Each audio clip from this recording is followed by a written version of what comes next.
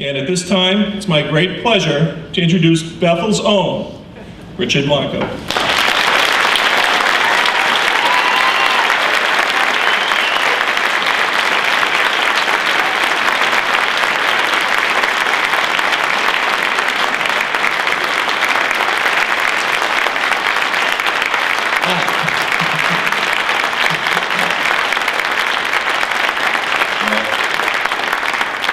Thank you, everyone. Thanks very much. I've been busy writing, believe it or not, still after that, and I know it took a lot of effort to put this all together, especially Mark and Susan, and I know and a bunch of other people that are behind the scenes that I'm not even sure with. So I just want to thank you all. This is just such a great homecoming. As you all know, or I've been hearing in the news that when the media would come, they're like, "We didn't know he was a poet." And I've never come out of the poetry closet in Bethel for some reason. I think I was waiting for the right time. And boy, what a way to come out. So here we are. I preferred to sort of just do my work on my planning boards and whatnot, but here we are. So that being the case, most of you probably don't know too much about my work, and so I'm going to try to give you today a little bit of background of where my last 3 books come from, how I started writing and all this as I read the poems and share some anecdotes with you. The most important thing to understand in terms of the context of my work is that, as my bio says, imported to the United States and now imported to Bethel, I guess, is that I grew up in 2 imaginary worlds. That first world was the world of the 1950s Cuba that my parents would always talk about. How things were back there, the letters, the gossip, the family folklore, this wonderful paradise that somehow we belonged to at one time and that we were going back someday. And of course, that was just as mysterious as the other world, which was America. Even though we lived in Miami in the 1970s, much as it is now, was very culturally insulated. So most of my classmates were Cuban, the butcher was Cuban, the mechanic was Cuban, and so Miami felt sort of like some kind of purgatory, a waiting ground between what was Cuba and the real America, which is what I thought I saw on the TV shows like the Brady Bunch and Leave It to Beaver, and I'm not kidding, like I really believed that was America. And being that we were a very working class family, I really didn't even travel. I think my first trip to New York City was when I was 22 or 23. So I really believed that place existed. So there's a lot of sort of this idea of cultural identity or of cultural negotiation in the work. But on a more universal level, I think what you will all hear through these poems is that sense of that universal question of what is home, where do we belong? And that's something that can happen even in a town like Bethel, even if you're a 4th generation child of Bethel. One always questions, is this a place for me? Where is home? Where is that paradise that we sort of all are longing for? It's kind of that same feeling when we go on vacation all the time. If only I moved to Florida, so that kind of thing. I want to start with this first poem, which ironically was the very first poem in my very first class, very first assignment, and the assignment was, guess what? Write a poem about America. So in some ways, being chosen the inaugural poet was going back to that very first classroom. And I scratched my head in that class. I was like, what is America? And this is what I came up with. And you should know 3 things for this poem. One is that Cubans never really got Thanksgiving. In fact, they call it San-giving, as in San Pedro or San Ignacio or San whatever. And the other piece is that for Cubans, pork is not the other white meat. It is the only meat. And there's a line in here that if the White House would have read it, I'm not sure I would be standing here as inaugural poet. There's a line here about Kennedy, and you can just imagine what the Cubans thought about Kennedy back in the 1970s. So, very simply titled, America. Although Tia Miriam boasted she discovered at least 6 uses for peanut butter, topping on guava shells and syrup, butter substitute for Cuban toast, hair conditioner and relaxer. Mama never knew what to make of the monthly 5-pound jars handed out by the immigration department until my friend Jeff mentioned jelly. There was always pork, though, for every birthday and wedding, whole ones on Christmas and New Year's Eves, even on Thanksgiving Day. Pork, fried, broiled, or crispy skin roasted, as well as cauldrons of black beans, fried plantain chips, and yuca con mojito. These items required a special visit to Antonio's Mercado on the corner of 8th Street, where men in guayaberas stood in Senate, blaming Kennedy for everything. Ese hijo de puta. The bile of Cuban coffee and cigar residue filling the creases of their wrinkled lips, clinging to one another's lies of lost wealth, ashamed and empty as hollow trees. By 7, I had grown suspicious. We were still here.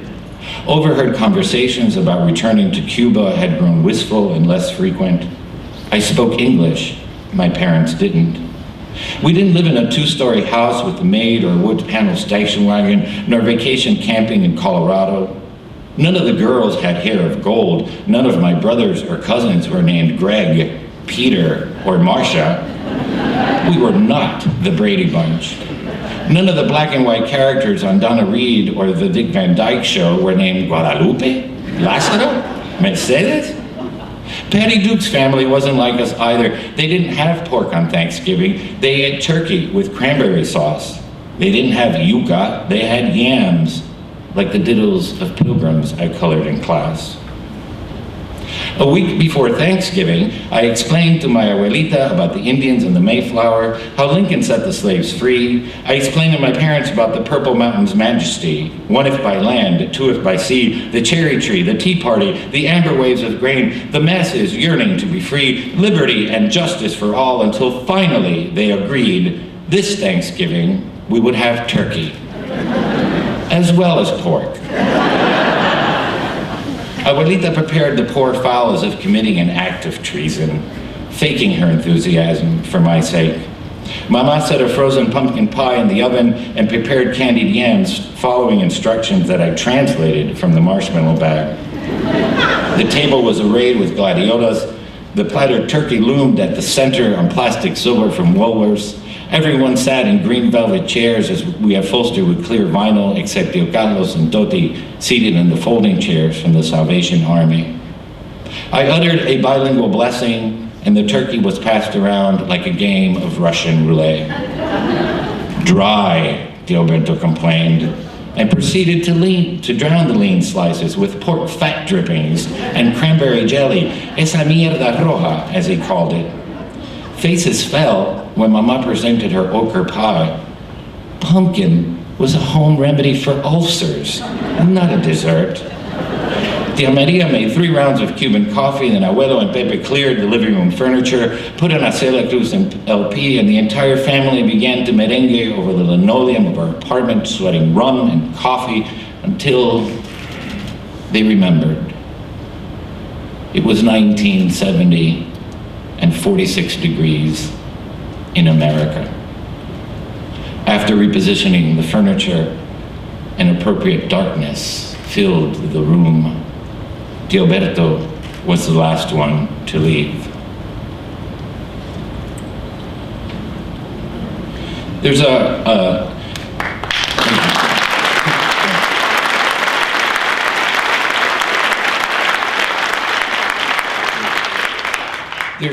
one of the things that happens when you grow up as a child of immigrant or exiled parents is that they have all these traditions that they really don't bother explaining to you. And one of these was called la charada, which is a numerology, much like the Chinese, you know, the year of the dog or the year of the monkey or whatnot, so that every number has a term assigned to it.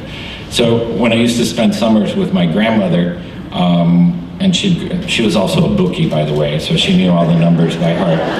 And you know, she'd see like a bird dropping on the car, oh, number 52, or whatever that was. And if it was a dead dog, it was 13, but then a dead cat was like 90. It never didn't make any sense. The whole world had these numbers. And this poem was just sort of a delightful return and playful sort of poem returning to that tradition and of course couched in that whole sense of trying to negotiate oneself culturally. Mango, number 61. Pescado Grande was number 14, while Pescado Chico was number 12. Dinero, money, was number 10. This was La Charada, the sacred and obsessive numerology my abuela used to predict lottery numbers or winning trifectas at the dog track. The grocery stores and pawn shops on Flagler Street handed out complimentary wallet-sized cards printed with the entire charada, numbers 1 through 100. Number 70 was Coco, number 89 was Melon, and number 61 was Mango. Mango was Mrs. Pike, the last Americana on the block with the best mango tree in the neighborhood. Mama would coerce her into granting us picking rights. After all, los Americanos don't eat mango, she reasoned. Mango was fruit wrapped in brown paper bags, hidden like ripening secrets in the kitchen oven. Mango was the perfect housewarming gift and a marmalade dessert with thick slices of cream cheese at birthday dinners and Thanksgiving. Mangoes, watching like amber cat's eyes.